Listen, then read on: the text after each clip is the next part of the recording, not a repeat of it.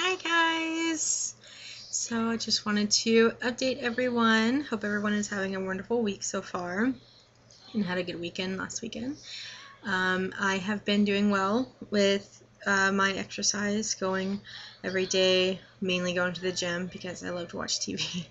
But hey, whatever gets me there, right? So that's good. I have also been doing or trying to do a little bit better about watching what I'm eating. So as you may have seen, I did upload a recipe, a couple recipes, the turkey meatloaf. I did put it on the website under my blogs, so you can check that out and refer back to my last video, number 7. And this week, I've just been craving pancakes and blueberry ones specifically, and ones that you could buy in a store or get at restaurants. Just aren't very good for you. And so I found a recipe, whole wheat pancake recipe online, and used that with regular blueberries, not like frozen ones, trying to keep it all fresh, and sugar-free syrup, which was way too good to be true. I'm onto them. But so it's not something I of course want to get in the habit of eating, every weekend or what have you, but it was a nice little treat, and I didn't feel bad because I didn't feel like I'd overindulged myself. So, I just had a couple, and actually the recipe that I put online on my blog the batter lasted me like 3 days. But the last day they were kind of, I only took a few bites actually, didn't really seem to cook all that well, but anywho, I highly recommend them. I did try to make whole wheat muffins, blueberry muffins. That didn't turn out so well. In the whole wheat, as you'll see in the pancakes, I made modifications with the wheat and flour, using part white and part wheat.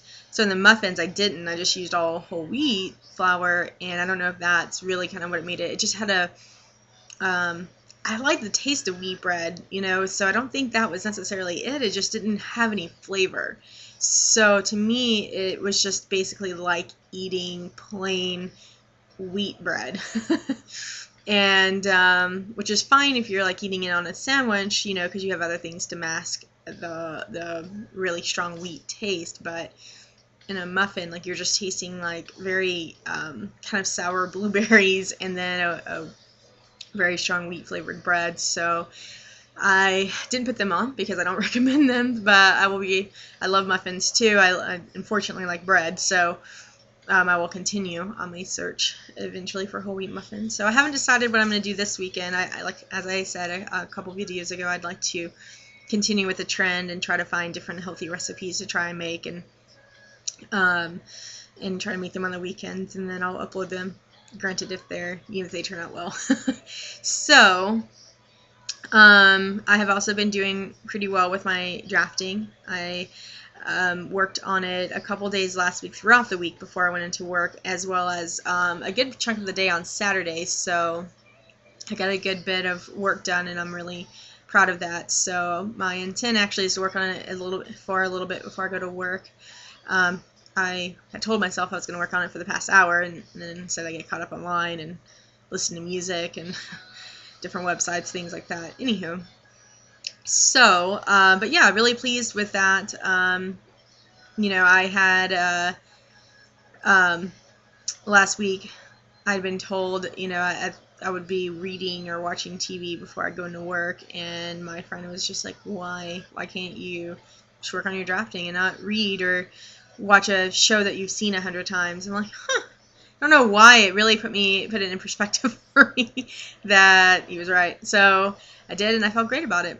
I also want to talk a little bit about complacency. And I find I've seen a lot in different friends in my life and family members that people are so content with mediocrity.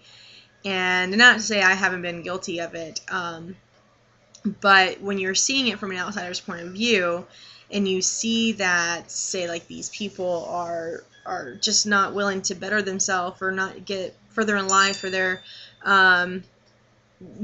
complaining about their job or complaining about something they're not happy about, then do something about it. And I understand in some people's case, it's a little bit harder. Like, we have kids and things like that. You have a little bit more responsibility. So I understand that it's not always going to be easy work. But that's the great thing, is that, some things do take a lot harder work to go through and to accomplish, and sometimes it just doesn't seem possible. But you've got to find this support group if you need to, from your friends and family members, and say, hey, this is something I really want to do. Help me accomplish it, or support me in accomplishing it. And sometimes just having that support group can push you over the edge, just that little bit extra push that you need to make this decision to, what, this is something I really want to pursue, I'm going to go after it. Instead of just, staying content and settling for a job that you possibly hate, or just not at least happy with, because, why waste your time? That's a lot of time in this life that we don't have, that we can't afford.